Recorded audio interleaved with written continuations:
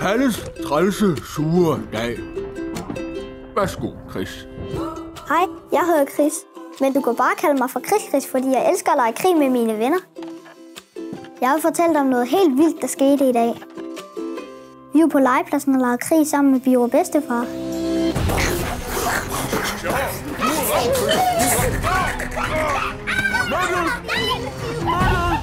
Palle var slet ikke i krigshumør. Han var bare rigtig sur og ked af det, og han gad ikke at lege med mig og de andre. Han hoppede bare og legede vildt rundt, og så slog Birte lige på næsen, sådan den blev rød. Bagefter græd Palle. Det var underligt, fordi vi havde altså ikke drillet ham eller slået ham. Vi ville bare gerne lege krig med ham. Palle er faktisk min allerbedste ven, så jeg blev lidt ked af det, at han ikke gad at lege med mig. Heldigvis så Bio og bedstefar, at Palle var ked af det, så han kom for at hjælpe. For Bio og bedstefar ved næsten alt om alt. Ja, børn. Jeg ved faktisk næsten alt om alt, for jeg er helt vildt gammel, og jeg har oplevet sindssygt mange ting i mit lange liv. Jeg er livsklog, eller gammelklog. Jeg kan ikke rigtig huske det, for jeg er så gammel. Nå, men nu vil jeg fortælle jer, hvorfor Palle er sur og ked af det. Kom du her, Pallemand. Palle er sur og ked af det, fordi hans mor og far har PTSD.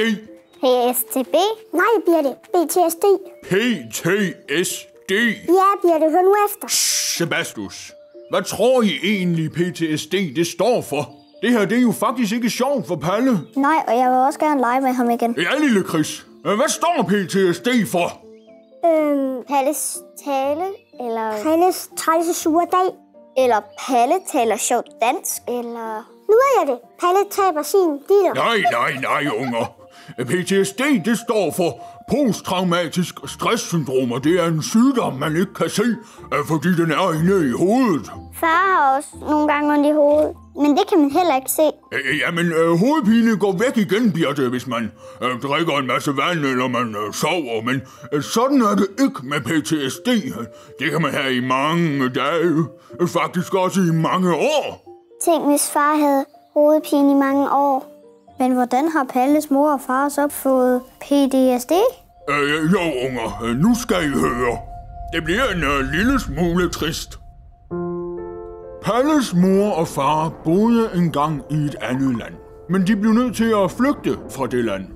De sagde farvel til deres gamle hus, deres skole, arbejde, familie, venner, skraldespand, sko osv., og så løb de bare. De flygtede, fordi der var krig i deres gamle land. Altså en rigtig krig, og ikke bare sådan en legekrig, som vi har her på legepladsen. Det er nemlig ikke sjovt at bo i et land, hvor der er rigtig krig. For man ser nogle uhyggelige ting, som I heldigvis slet ikke kan forestille jer. Og Palles mor og far har altså set sådan nogle uhyggelige ting, og oplevet, at mennesker også kan være rigtig onde mod hinanden. Jeg har også prøvet at løbe hjemmefra en gang. Også mig, men jeg nåede kun helt over til busstoppestedet, og så blev jeg sulten. Okay. Men så forestil jer, at I løb hjemmefra, og så ikke kunne løbe hjem igen, når I blev sultne eller savnede jeres mor. Sådan er det for Palles mor og far. Måske findes deres hus slet ikke mere. Men så er det jo godt, at de har et nyt hus her i vores land. Ja, nemlig, Chris. Så skulle man jo tro, at alt bare var godt, og at Palles mor og far hurtigt blev glade igen. Men sådan er det slet ikke altid. For Palles mor og far har set de her uhyggelige ting, og dem kan de altså ikke glemme igen. Lidt ligesom at komme til at se en uhyggelig film. Ja, Birte. Og ligesom I måske har lidt svært ved at sove, når I har set en uhyggelig film, så har Palles mor og far måske også svært ved at sove. Og når de endelig falder i søvn, så har de måske mareridt.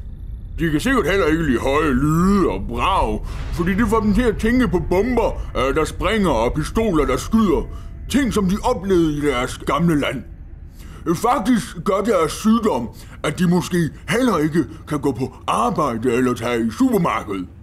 Så Palles mor og far er trætte, og de bliver kede af det og måske sure, hvis der er noget, de har fået dem til at tænke på krigen, de løb væk fra. Men altså smitter det, fordi at Palle var jo vildt sur og ked af det før. Har jeg Har jeg også PTSD? Ja, nej, Pallemand, det har du ikke. Du bliver måske sur og ked af det, fordi du godt kan mærke, at din mor og far ikke har det så godt. Kender I ikke det, unger? Hvis jeres mor eller far er sur, så kan I også nogle gange blive sure eller kede af det. Når min far har hovedpine, så bliver han meget træt, og så bliver jeg også træt, selvom jeg slet ikke har hovedpine. Der kan I bare se. Men Palle, ved du hvad? Nej. Din mor og far vil faktisk bare gerne være verdens bedste mor og far for dig. Men de føler måske, at det hele er lidt svært, fordi de tit er kede af det og sure. Men det er altså ikke dig, de er sure på. Det er krigen og deres sygdom, PTSD. Men Biver B, kan Palles mor og far egentlig blive raske, så de ikke har BTSG? Hov, det rimer. Min sanden, lille Chris, det gjorde det da også. Jeg kan også rime. Og vi trænger også til at få et lille smil på læben igen. Give me a beat. Palles mor og far kan få det godt, hvis de snakker med en psykolog. Her må de gerne græde snot eller spise en lækker kage eller to. Nu sætter jeg lige tempoet op. Efter noget snakketid vil det hjælpe deres tankesplid, og deres verden bliver lys og hvid. MC Biver B in the house! Ja, tak. Jeg er jo gammel freestyle-rapper, så...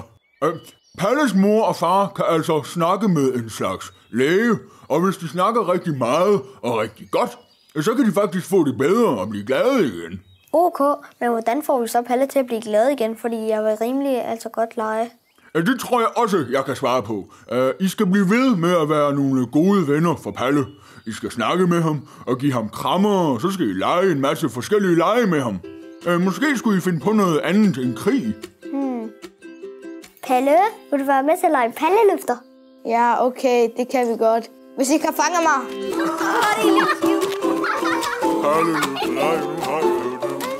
Ja, det var altså det, der skete i dag. Det var ret vildt at høre, at der er noget, der findes, der hedder PTSD. Heldigvis fik vi snakket om det sammen med Biver bedstefar, så jeg kunne lege med min allerbedste ven Palle igen. Palleløfter, palleløfter, palleløfter. Det kan også godt være, at du nu kender det bedre nu, hvis du kender en, der har PTSD, og som nogle gange er sur og ked af det. Så skal du bare huske, at det ikke er farligt at snakke om, og man kan altid få lidt hjælp af sådan nogle lægefolk. Det siger Biver bedstefar selv, og han ved jo næsten alt om alt. Ja, det er godt, børn. Det er godt. Godt med jer.